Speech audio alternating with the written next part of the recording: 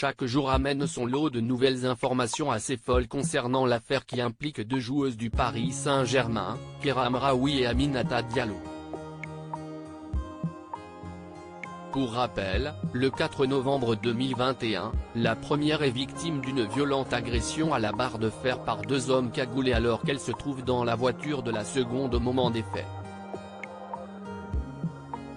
Dans un premier temps inquiété par la police, Diallo est finalement relâché après une garde à vue prolongée, mais les enquêteurs de la brigade de répression du banditisme de la police judiciaire de Versailles maintiennent leurs soupçons sur la joueuse et la placent sur écoute.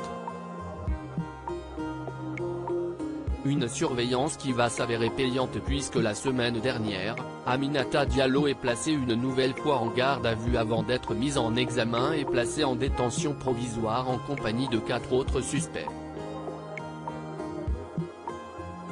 Il semblerait donc que la joueuse de 27 ans a bel et bien fomenté l'opération qui a mené à l'agression de sa coéquipière en club et en sélection.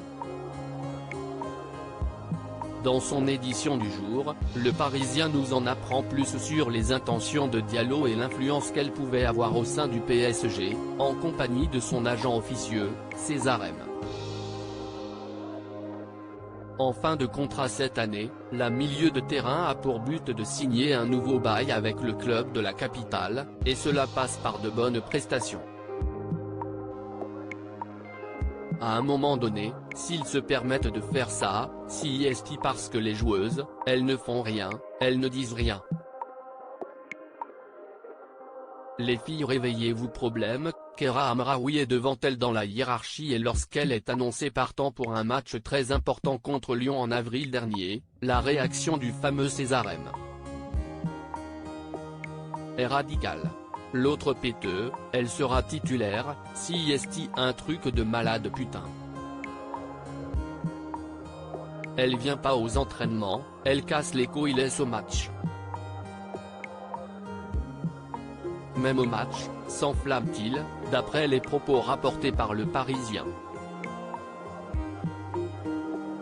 Même son de cloche chez Aminata Diallo, très énervé, c'est grave. À un moment donné, s'ils se permettent de faire ça, c'est parce que les joueuses, elles ne font rien, elles ne disent rien. Les filles réveillez-vous.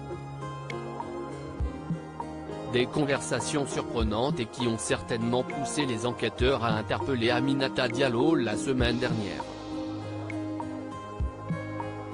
L'article sur l'agression de Keira Amraoui est à retrouver en intégralité sur le site du Parisien. Aminata Diallo reste présumée innocente des faits qui lui sont reprochés jusqu'au jugement définitif.